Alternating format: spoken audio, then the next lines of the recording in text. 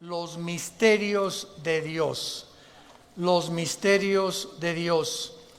Y pues nos da mucho gusto también anunciar, ¿verdad?, que ya tenemos misioneros en el África, en Kenia. Les mandamos un saludo a Jonathan y a su esposa y a sus dos pequeños. Ahora que regresaron hace un mes y medio al África, encontraron la iglesia destruida por los musulmanes. Rompieron todo y les quemaron todo. Y están volviendo otra vez a levantar otra. Así que imagínense ustedes en qué circunstancias se encuentra esta familia tan valiente y quieren después irse a Somalia. Bueno, es impresionante el corazón que tienen por la gente de África y por todos estos, el mundo del paganismo, que pues no tienen ningún conocimiento que tenemos nosotros de las Sagradas Escrituras. Métanse por favor a nuestra página villanuevaparaelmundo.org.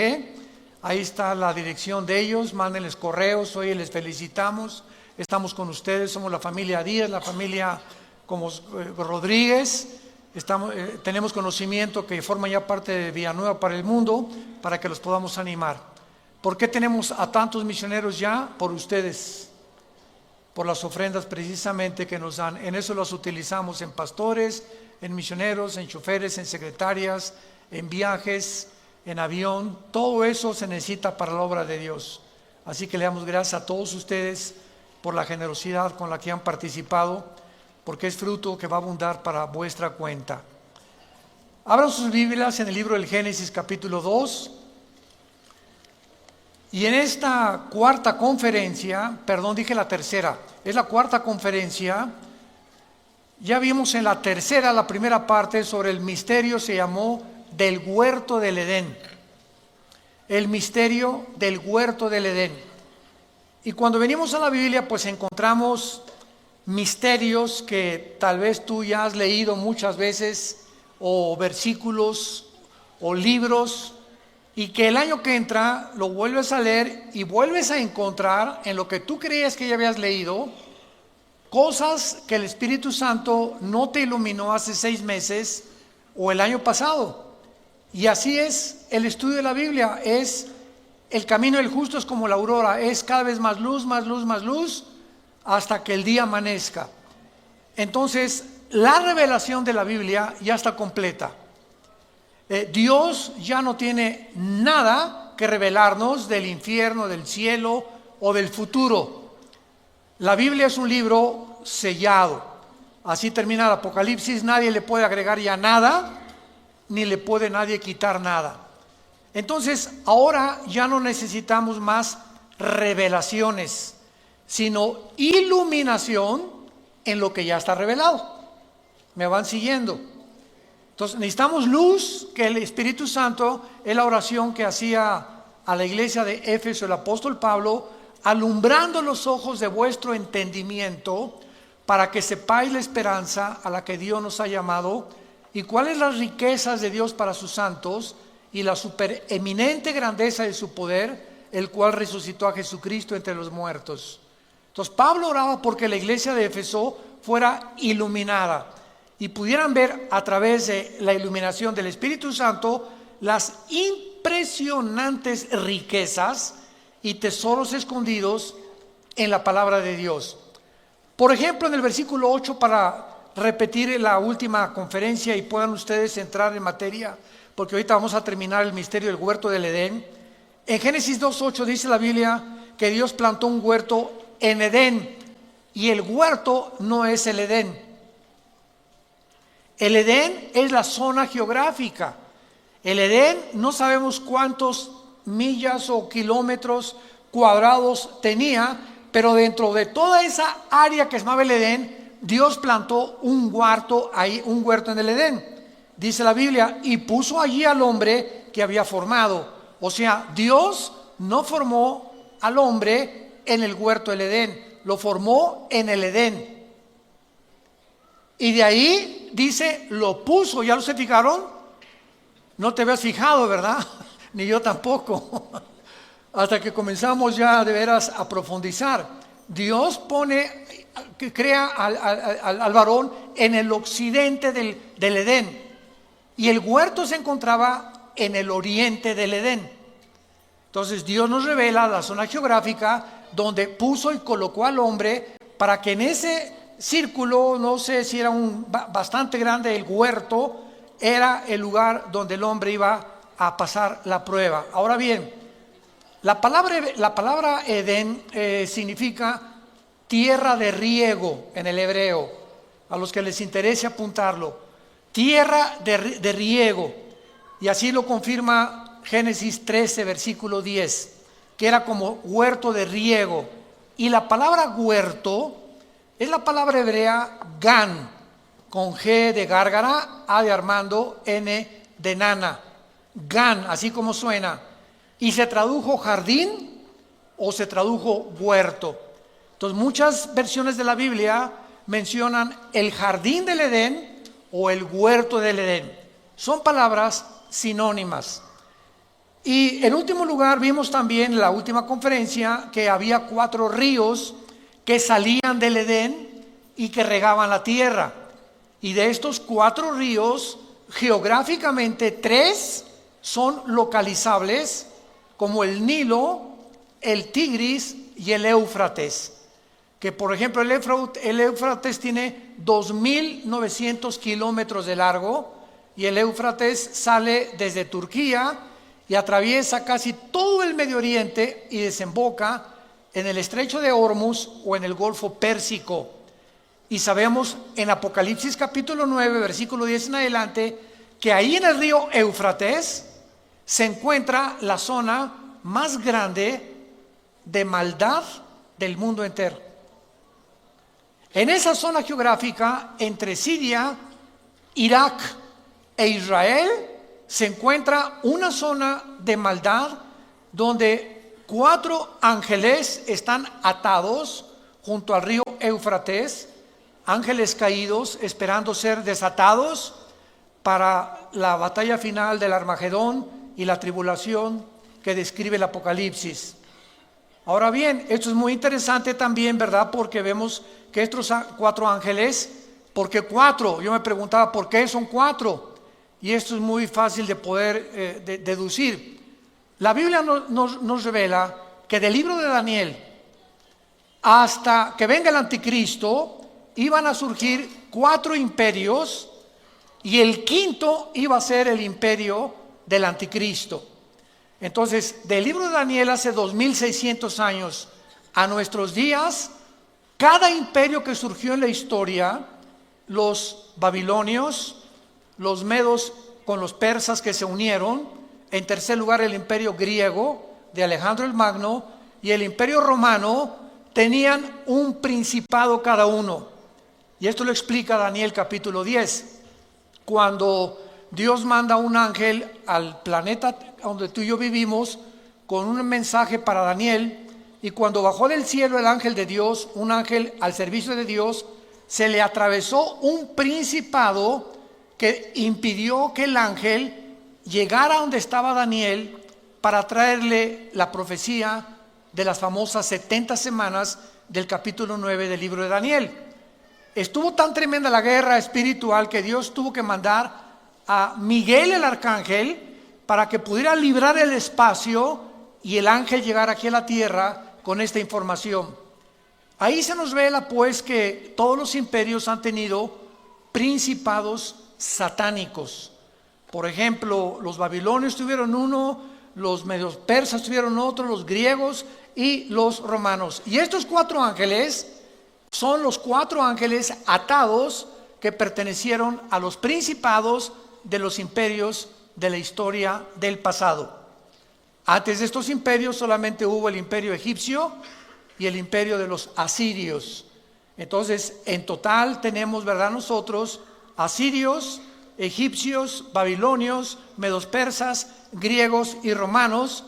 Y estos 6 imperios que la Biblia nos describe y nos corre las cortinas de la historia han tenido principados satánicos, y estos 6 imperios son descritos en Apocalipsis capítulo 17.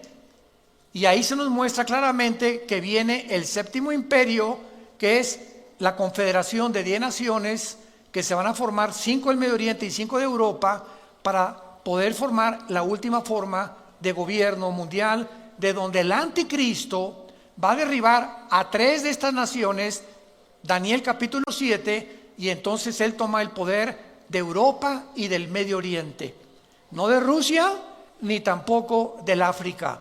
Entonces el anticristo no va a ser el dictador del mundo entero, como no lo fue Hitler, ni Mussolini, ni Stalin, ni Saddam Hussein, ninguno de los dictadores. Han sido fracciones del mundo geográficas en la que ellos han podido controlar. El anticristo controlará, repito, Europa y el Medio Oriente nada más. Rusia se va a aventar contra Israel, y entonces la coalición del sur, que tal vez sea Egipto con naciones del norte de África, se encontrarán en Israel para la tercera guerra mundial, que la Biblia la llama la batalla del Armagedón. Muy bien. Es importante ahora en esta cuarta conferencia entre el huerto del Edén, que estamos como uno de los misterios de Dios, contestar la siguiente pregunta. ¿Realmente el huerto del Edén se encontraba en Irak, en Siria o en Jerusalén? Entonces vamos a ver ahorita, a través de nuestra investigación y nuestro estudio bíblico, de qué forma la Biblia nos muestra que el huerto del Edén fue el lugar donde Dios tenía reuniones con los ángeles y donde Dios tenía reuniones con Adán. Por ejemplo, en Génesis 3:8 dice que Jehová caminaba con Adán y la voz de Dios se oía en el huerto del Edén. O sea, desde el principio de la creación, Dios ha querido tener comunicación con nosotros, comunión con nosotros. Nos creó Dios para que lo conociéramos, para que supiéramos que estamos debajo de una deidad, de un creador, diseñador inteligente, y Dios ama la comunión. Entonces el huerto del Edén se pierde y vemos nosotros en el tabernáculo, que fue inmediatamente después el primer lugar donde Dios se volvió a reunir con el ser humano, que fue el lugar que Dios escogió para restablecer la comunión.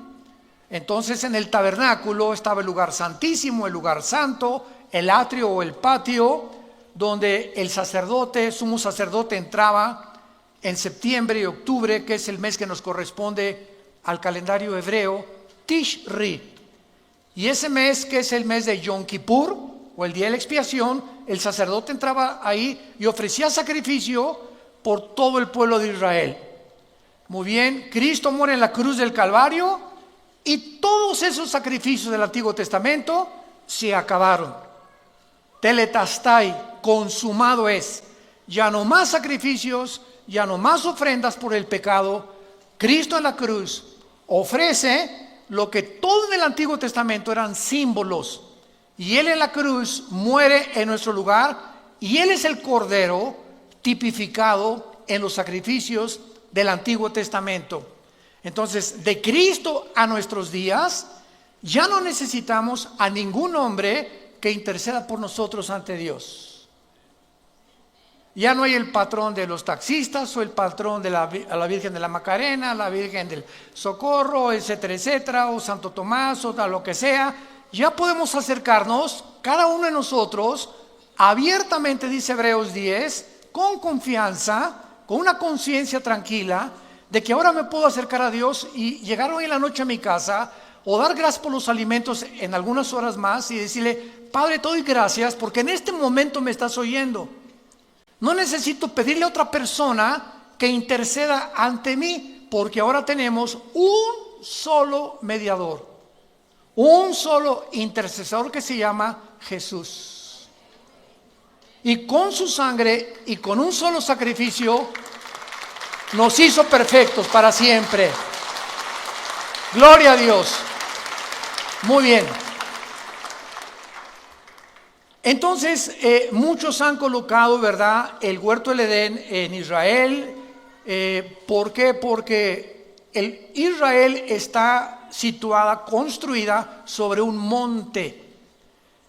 Cuando ustedes vean la geografía de Israel, por cierto, estamos planeando ya, les avisamos, el año que entra nos vamos a Israel. A ver cuántos quieren inscribirse. Va a ser la primera semana de junio, si Dios quiere, del año que entra. así que vamos a llevarnos a mucha gente, va a ser un viaje precioso. Allá alquilamos camiones, bueno, es impresionante la excursión, dura como una semana. Y Israel está construida sobre el monte de Sión, el monte de Sión. Y fue el rey David el que llegó ahí a Israel y declaró Jerusalén la capital de Israel. Entonces, por eso se le llama el monte de Sión. Y muchos teólogos creen que ahí en el monte de Sión, o sea Jerusalén, estaba el huerto del Edén. Otros han dicho, ¿verdad?, que estaba en Israel, otros que en Irak, etcétera, etcétera. Pero es interesante que, por ejemplo, ahorita en la ciudad de Jerusalén, cuando vayamos, vamos a recorrer Galilea, vamos a comer pescado increíble, ¿verdad, Marta? Se llama el pescado de San Pedro. Es un restaurante junto al mar de Galilea. Nunca en su vida ninguno de ustedes, y yo que me crié en Acapulco, ¿verdad?, y que conozco de mariscos, me encanta el guachinango así enterito, frito, al mojo de ajo. El pescado ahí de San Pedro es único, es un sabor que ningún pez en el mundo lo tiene, no sé por qué. Yo creo que están santificados esos peces o quién sabe, ¿verdad? Y ahí nos agarró una tormenta la última vez que fuimos a Israel en el mar de Galilea y supimos lo que era Jesús, ¿verdad? Y bueno, fue una experiencia maravillosa. Pero es increíble, ¿verdad?, cómo nosotros podemos ahí en Jerusalén darnos cuenta que está construida el domo de la roca. Tuve cualquier foto de Jerusalén y hay un domo dorado, ¿ok? ¿No lo han visto? Ahí resalta y se le llama también la mezquita de Omar. ¿Qué es ese domo dorado inmenso que se ve en Jerusalén? En el año 70 después de Cristo, el general Tito del Imperio Romano, hijo del emperador Vespasiano, llegó a Jerusalén y cumplió la profecía de Mateo 24, 3 y 4, que Jesucristo dijo: no quedará este templo tan precioso que reconstruyó el rey Herodes, no quedará piedra sobre piedra. Pues 70 años después llega Tito y arrasa Jerusalén y no quedó piedra sobre piedra. Muy bien, pasaron 6 siglos, en el año 600 después de Cristo, cuando un califa musulmán construye exactamente donde estaba el templo judío, de donde ofrecían los sacrificios y las ofrendas. Ahí encima construyen la mezquita de Omar y el domo de la roca. En otras palabras, debajo de ese domo se encuentra el templo judío. Y esta es la razón por la cual los judíos no han podido reconstruir su templo, aunque ya tienen casi todo el mobiliario y todos los instrumentos que se usaban, pero ellos dicen que tendrían que derribar la mezquita de Omar o destruir el domo de la roca. Si lo hacen, se viene una guerra impresionante en Israel, porque imagínense nada más, es un lugar santo y sagrado para los musulmanes. Entonces, ¿cómo va a ser reconstruido este templo? No lo sabemos, tal vez va a haber un terremoto, o la invasión de Rusia e Irán que está próxima ya contra Israel. Algo va a suceder, pero los judíos necesitan ese lugar para reconstruir su templo. Entonces, esta es la razón por la cual es un lugar santo. Y es interesante que en la puerta norte de esta mezquita, cuando vayamos a Israel lo vamos a ver, o lo puedes ver en los libros de historia, se le llama la puerta del paraíso. Así le pusieron en árabe, Baj Jiná. Y en el piso enfrente de esta puerta hay una piedra de color jaspe, verde, como de medio metro cuadrado, que los musulmanes le llaman la piedra del Edén. Entonces vamos a ver muchas cosas que son interesantes, tanto en la arqueología como en la historia, que apuntan sin lugar a dudas que el huerto del Edén efectivamente se encontró en la ciudad de Jerusalén, porque ahí comenzó la humanidad. Ahí fue donde Abraham, de una forma tipológica, iba a sacrificar a Isaías, a su hijo Isaac, que era el tipo del Cordero de Dios. Ahí en Jerusalén Jesús vivió, murió, fue enterrado, resucitó en Jerusalén, ascendió hacia el cielo Y en Jerusalén terminará la humanidad. Por eso les digo, apúrense, vamos antes que se acabe todo. Ahí va a acabar la humanidad, de acuerdo a la Biblia. Zacarías 12, del 2 al 3, dice en Zacarías 12, capítulo 2, versículos 2 y 3, que Jerusalén se va a convertir en una piedra pesada para los pueblos que se congreguen en contra de ella, en el día en que Dios vaya a permitir que las naciones sitien a Jerusalén y venga la guerra del Armagedón. Apocalipsis 16, del 10 en adelante. Muy bien, ahora vamos a ver el terreno espiritual. Sabiendo que la ciudad de Jerusalén, todos estos antecedentes nos van a ayudar a llevar a una conclusión lógica, histórica y teológica. Sabiendo que la ciudad de Jerusalén es el centro del conflicto espiritual de los siglos, es lógico que ahí se lleve la tercera guerra mundial, la batalla del Armagedón. Veamos algunos pasajes en la Biblia, por ejemplo, en el libro de Joel. Joel capítulo 3, versículos del 9 en adelante. Con cuántos detalles se describe la tercera guerra mundial. La buena noticia es que ya no vamos a estar aquí nosotros. Eso está garantizado 100%. Y dice así, Joel capítulo 3, versículo 9 en adelante. Proclamad esto entre las naciones, proclamad guerra, despierten a los valientes, acérquense, vengan todos los hombres de guerra.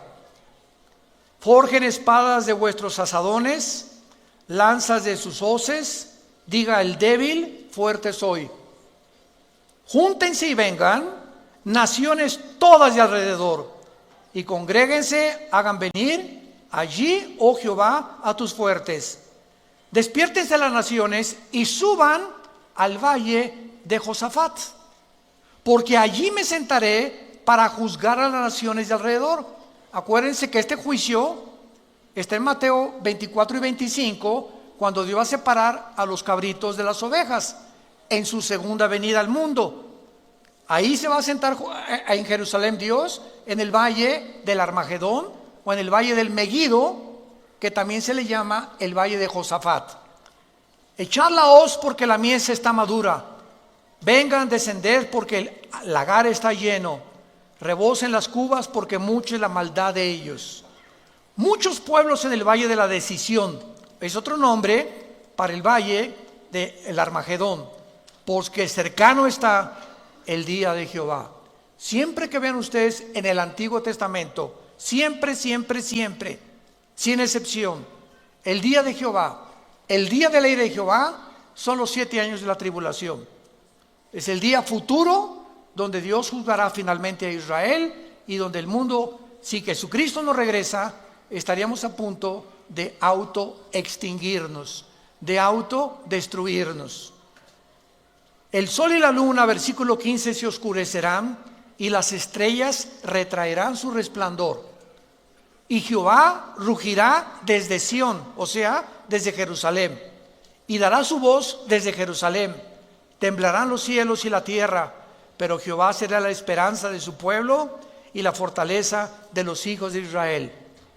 Y conocerán que yo soy Jehová, vuestro Dios, que habito en Sión, o sea, en el monte de Sión, que es otro nombre para Jerusalén.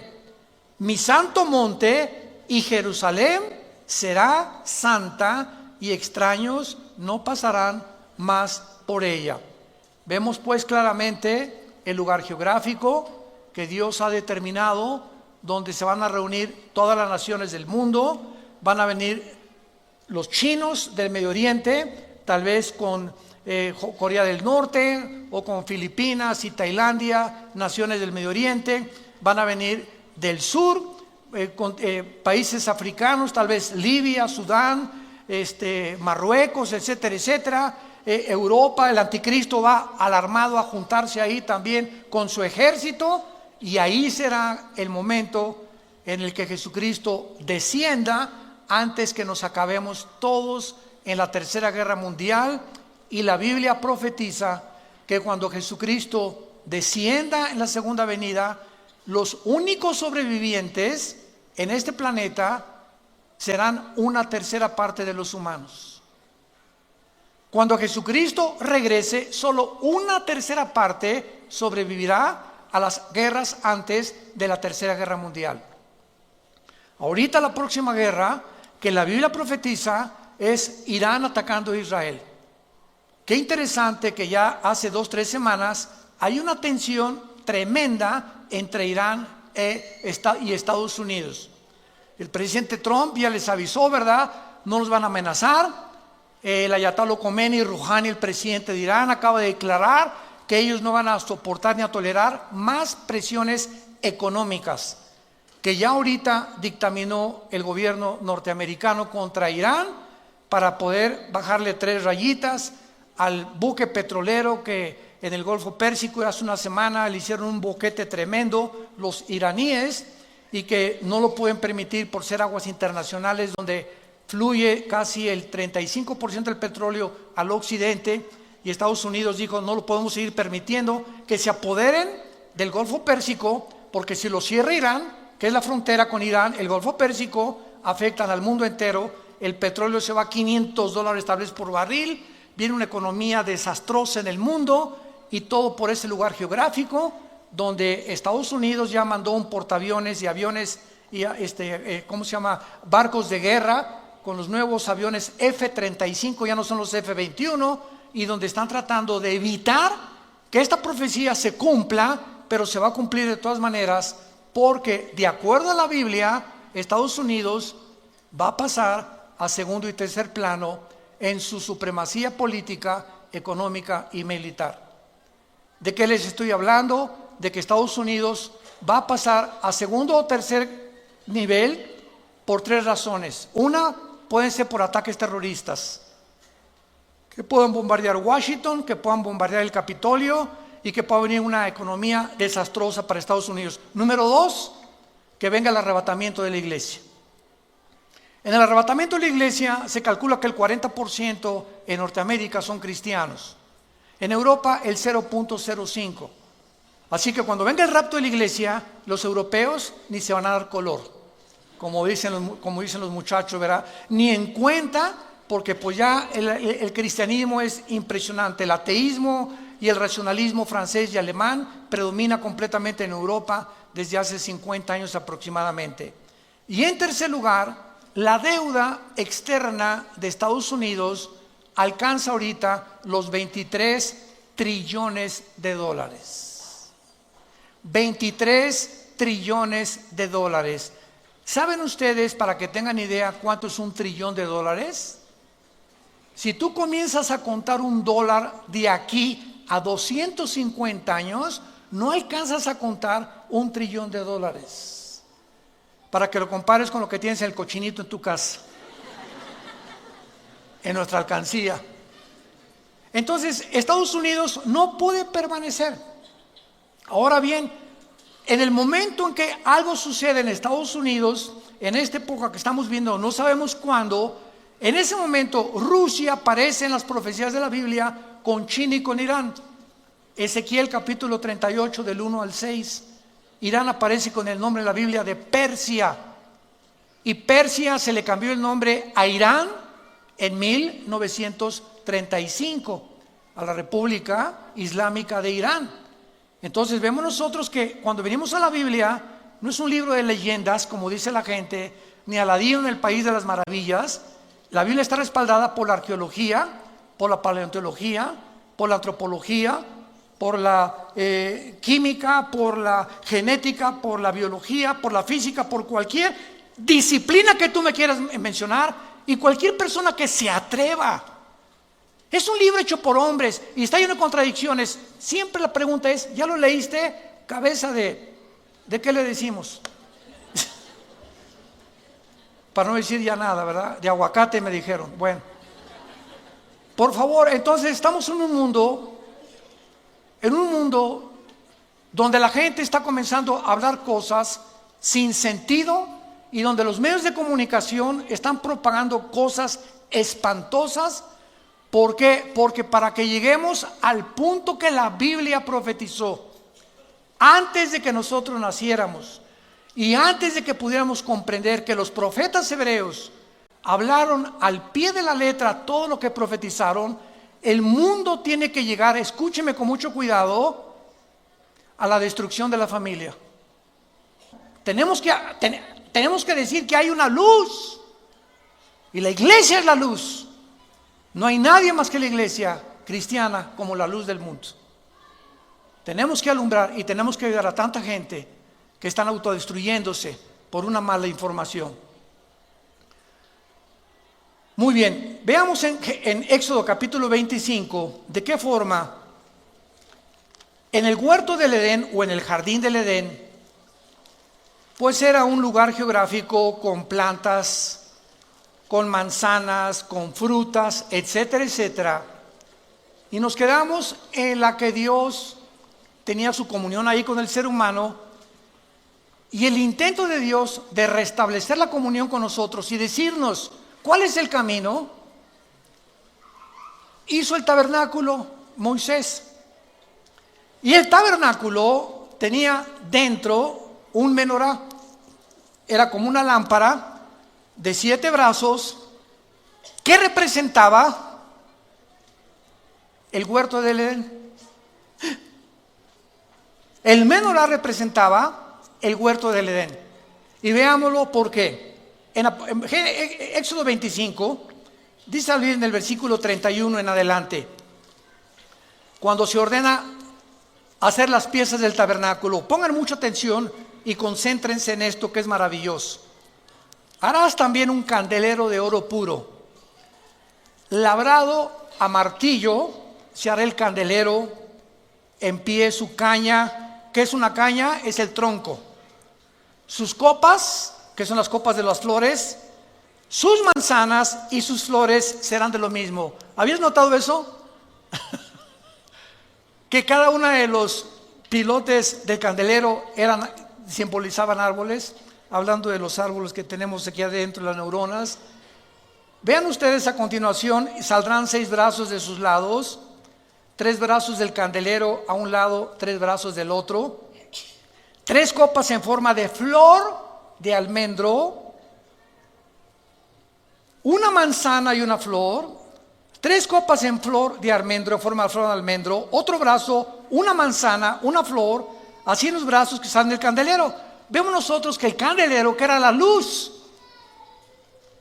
era la forma en la que Dios estaba comunicándonos. Los expulsé del huerto del Edén, el jardín que les preparé porque les amo, y quiero decirles a ustedes en la construcción del candelero que no me he olvidado de ustedes. Les doy la representación del candelero ahora dentro del tabernáculo, para que puedan ustedes en su corazón recordar que soy un Dios que te ha amado con amor eterno y que no me he olvidado de ti. Cuando alguien se olvida de Dios, eres tú. Dios nunca se olvida de nosotros. Cuando alguien abandona a Dios, eres tú, no es Dios el que nos abandona. Dios nos dice, estaré contigo, no temas, nunca te dejaré ni te desampararé.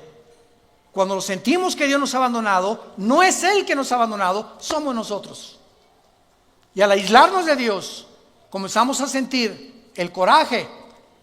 Cuando nosotros somos los culpables de perder la comunión con Él en la Biblia, y lo comenzamos a culpar de lo que nos está atravesando. Ya Dios nos pitó, ya me olvidó. Doña Chole, ahí está en el hospital. Ay, hermano pastor, nadie me ha visitado en el hospital. Me acaban de comunicar que tengo cáncer. Ya Dios me abandonó. Doña Chole, cuando Jesús moría en la cruz, ¿dónde estaba Dios? Podríamos decir, fue lo que dijeron los fariseos. ¿Cómo es posible, y los griegos, que este hombre se diga hijo de Dios? Si fuera hijo de Dios, Dios haría algo por él. Sin embargo, detrás de esa cruz y de ese sacrificio y de ese guiñapo humano en el que el Hijo de Dios se convirtió, se encontraba la sabiduría de Dios, el poder y el amor de Dios. Pero ¿cómo se podría interpretar así cuando un hombre ensangrentado moría en la cruz? Porque los pensamientos de Dios no son nuestros pensamientos, ni sus caminos son nuestros caminos. ¿Tú quieres con tu mente intelectual tratar de comprender a Dios? ¿Y quieres que Él piense como tú piensas? Es que si yo fuera Dios no haría esto. Y si yo permitiera a Dios, yo pensaría de otra manera. Claro que sí, cerebro de caracol y de chapulín. Esa es la soberbia intelectual que nos hace bajar a Dios y colocarlo en el banquillo de los acusados y convertirnos en abogados acusadores, en fiscales de Dios. Ahora tú contéstame, Dios, ¿por qué hiciste esto? ¿Por qué hiciste aquello? Cerebro de aguacate. Esta es la razón por la cual Jesús, cuando bajó al mundo, dijo que la característica y la virtud más grande para un ser humano conocer a Dios se llama la humildad. La humildad. Y la humildad no es, hermanito, ¿cómo está? Y andar con guarachitos y eso de que los pobres son humildes. ¿De dónde sacaron eso? Eso no es bíblico. La persona humilde, de acuerdo a la Biblia, es la persona que reconoce su incapacidad de gobernar su vida, ni su matrimonio, ni sus hijos, ni su negocio, que tiene necesidad de alguien más, que lo saque del hoyo donde nos encontrábamos muchos de nosotros, de las tinieblas que cubrían nuestra mente hace muchos años para muchos de nosotros, que venga un rayo de luz y que nos muestre que existe otro mundo y que hay esperanza y que podemos vivir mejor, y ese reconocimiento se llama humildad. Porque hasta que tú no reconoces una entidad espiritual superior a ti, nunca conocerás la verdad. Te vas a meter en una cárcel intelectual donde yo soy escéptico, agnóstico o ateo o humanista o materialista o darwinianista o evolucionista, y ahí te encierras y jamás saldrás de esa prisión, porque Jesús vino a abrirnos las puertas de la prisión, a darle libertad a los cautivos, vista a los ciegos, dirección y camino a los humildes de corazón. Vemos nosotros pues aquí en esta descripción maravillosa de Éxodo 25, en el versículo 34, y en la caña central del candelero 4 copas en forma de flor de almendro. Otra vez flores, manzanas y flores. Habrá una manzana debajo de los brazos del mismo, etcétera, etcétera. Y en todo esto, ¿qué se está simbolizando? Un jardín. ¿Qué jardín? El jardín del Edén. El paraíso donde Dios colocó a la primer pareja de seres humanos para probarlos y para mostrarnos que aun cuando quedamos mal con Él y le hemos rechazado y hemos querido hacer nuestras propias leyes y nuestro propio código de conducta y de moral, Dios se acuerda de nosotros. Muchos de ustedes que nos oyen por la televisión y los medios masivos de comunicación, o los que han venido aquí en la asistencia, no has venido por coincidencia. Quiero decírtelo de una vez. Tú no has venido aquí a escuchar a un hombre, has venido a escuchar lo que la Biblia dice acerca de tu vida, de mi vida y del futuro. Y has venido a escuchar dónde se encuentra la medicina para que salgas del hoyo donde te encuentras. Hace muchos años dicen que un hombre se encontraba en un pozo. Y pasó un hombre y le dijo, ahí te va estas reglas de ética, léelas. Y luego pasó otro hombre y le dijo, le sobó la cabecita y le dijo, te deseo lo mejor, que salgas pronto. Y pasó un tercer hombre y le dio la mano y lo sacó del pozo. El primer hombre fue Confucio, el segundo hombre fue Buda y el tercer hombre fue Jesús. De todos los líderes religiosos que ha habido en el pasado, Él es el único que nos vino a sacar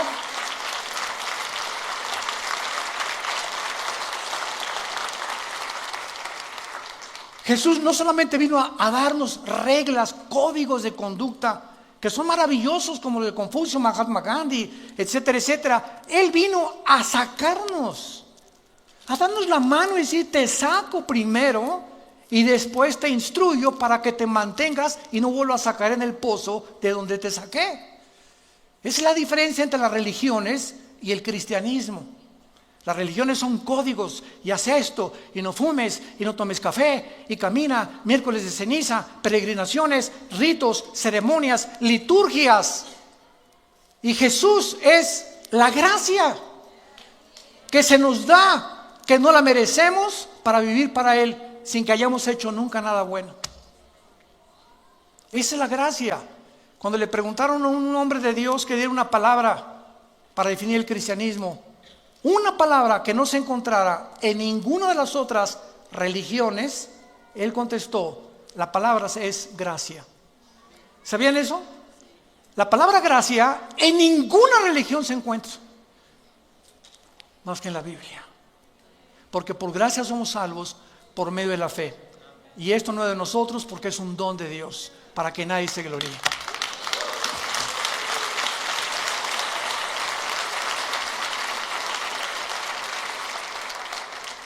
Ahora, veamos la supremacía de Jerusalén en la Biblia también y a través de la historia, y pensemos seriamente en esto.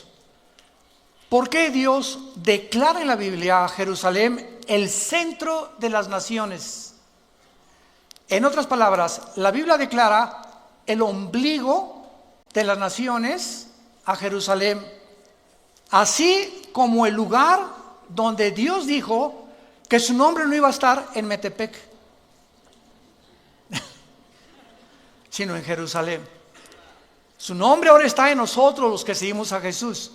Pero geográficamente, la Biblia, vayamos rápidamente a Ezequiel capítulo 5, versículo 5, y vean esta maravillosa revelación que Dios deja en la Biblia, escrita acerca de la importancia de Jerusalén en medio de todas las naciones de la tierra. Dice Ezequiel 5, versículo 5, así ha dicho Jehová, el Señor, esta es Jerusalén, y la puse en medio de las naciones alrededor de ella. Por favor, apunten la palabra en medio en el hebreo, que es la palabra tawech. T de tío, A de Armando, W, E de Enrique, CH, tawech, que significa ombligo en el hebreo. Ahí claramente Dios nos muestra que Jerusalén es el ombligo o el centro de todo lo que Él ha hecho a través de toda la historia. Y además, vayamos rápidamente al libro de Apocalipsis, al final de la Biblia, en el capítulo 22, nos revela, al acabar la Biblia, un huerto del Edén establecido al final de los tiempos otra vez. En otras palabras, lo que el hombre fracasó al principio de la humanidad en el libro del Génesis, la Biblia termina todos nosotros regresando con nuestra Eva y ustedes con su Adán. ¿Arroz? A ver si es cierto, dicen algunos, ¿no? Y mi esposa ya no estará tan gordita como está, hermano. Y se parecerá a Rambo, mi esposo, en aquel tiempo.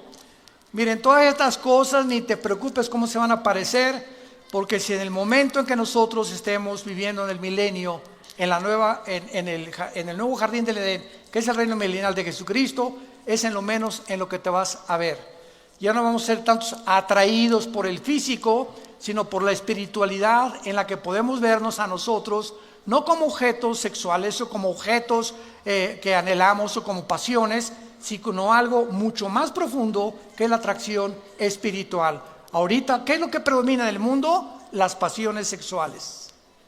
Y todo el relajo que estamos viendo y toda la confusión que hay en el mundo son solamente seres humanos, hombres y mujeres, donde le han abierto la jaula a su vida interior, han dejado que el león que traemos, el monstruo que traemos, salga de nosotros y lo único que veamos es sexo.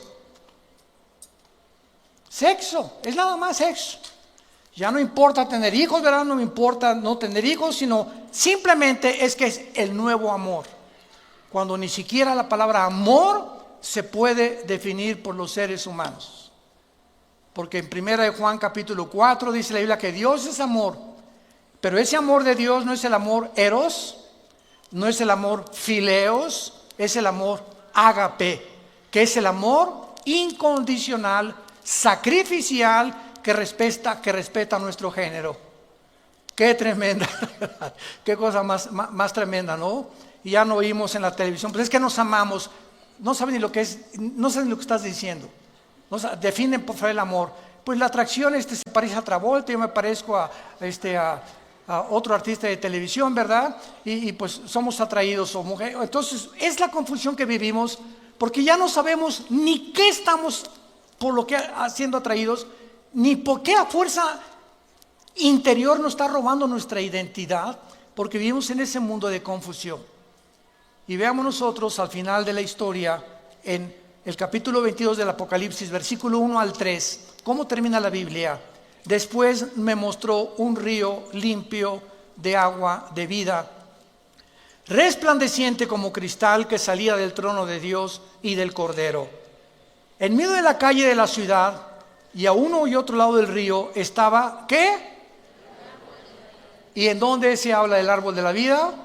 En Génesis capítulo 2, que es el símbolo de Jesús.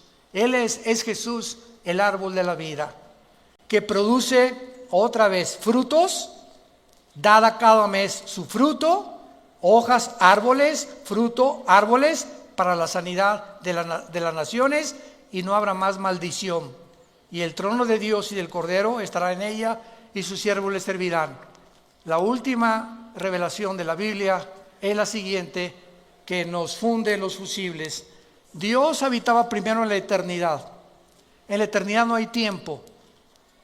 La eternidad, cuando Einstein postuló el tiempo como una forma de la cuarta dimensión, vemos nosotros que el tiempo tuvo un inicio, Génesis 1, la materia y el espacio tuvieron un inicio físicamente, cuantitativamente y cuánticamente, y vemos nosotros que ese espacio, materia y tiempo donde nosotros vivimos ahorita se va a terminar.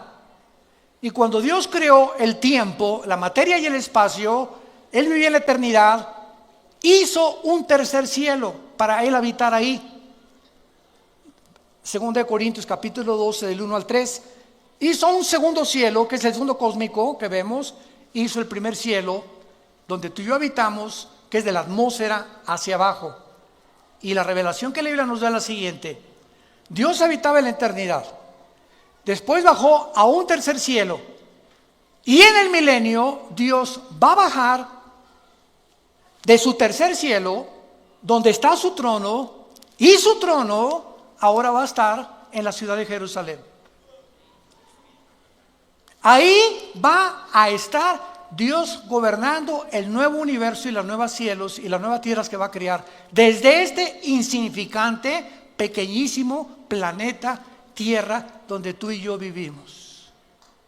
El creador de los cielos y la tierra bajará y se sentará y tendremos acceso a Él, como ahorita lo tenemos a través de la oración en el Espíritu, y físicamente nosotros seremos enviados. No sé cuántas galaxias o cuántos mundos va Dios mandar, pero somos nosotros la insignificante iglesia, que somos menores que los ángeles ahorita en sabiduría y en poder, que nosotros vamos a ser puestos arriba de los ángeles. Nosotros vamos a juzgar a los ángeles, y los ángeles quedarán ayudándonos como siervos de nosotros, la iglesia. Esta es la posición y es la esperanza y el futuro que Dios nos promete en su palabra. Para que no pierdas la esperanza a la que fuimos llamados hasta el final de tu vida. Tu fe y mi fe no es en vano. No es en vano haber confiado en el Hijo de Dios, en el único que nos ha dicho: yo soy el camino, la verdad y la vida. Síguelo hasta el final de tu vida. No desmayes, no te desanimes. Levanta tus alas como las águilas, porque Él te dará nuevas fuerzas. Y si tú has venido en este momento desanimado, desilusionado de tantas cosas, el mundo, en el basurero que nos rodea, porque el mundo está oliendo ya a putrefacción, ya por todos huele a putrefacción, ya amenazas de guerra en la economía, moral, degeneración, perversiones. Esto se va a acabar pronto. Él viene por nosotros, y en ese día sabrás que valió la pena confiar en el Hijo de Dios. no quisieran muchos de ustedes venir en esta mañana a la cruz de Jesucristo. Te damos gracias, Señor, en esta mañana por tu palabra, porque nos manda, Señor, que podamos nosotros en nuestro entendimiento fijarlo ya claramente y esperar por completo en la gracia que se nos traerá cuando Jesucristo sea manifestado.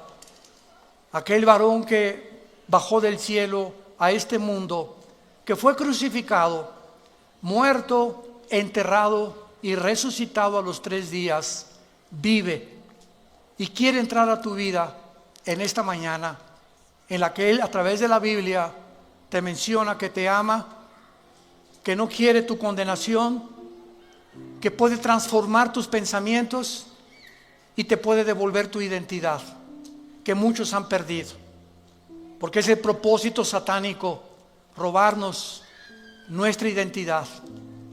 Oh Dios, gracias por haber bajado a tendernos la mano y a morir por nosotros en una cruz. Y si alguna persona quiere en este momento recibir a Jesucristo como su Señor y Salvador, para que Él entre a tu vida y te ilumine y amplíe tu comprensión del mundo invisible espiritual que nos rodea, y no camines ya en tanta confusión, en tantas opiniones de hombres como tú y como yo, que no tienen la verdad, ni tampoco la medicina, solo la tiene el Hijo de Dios, porque su sangre nos limpia de todo pecado. Y si tus pecados hoy fueran como el carbón, y tú me digas, he abortado 8 niños, he matado 50 personas, convertí mi género en otro género, estoy negando mi sexualidad, no importa lo que tú hayas hecho, en la sangre de Cristo verás el milagro de ser transformado en una nueva criatura, y las cosas viejas quedarán atrás y descubrirás que Él vive por los siglos de los siglos, en quien oramos y te damos las gracias. Amén.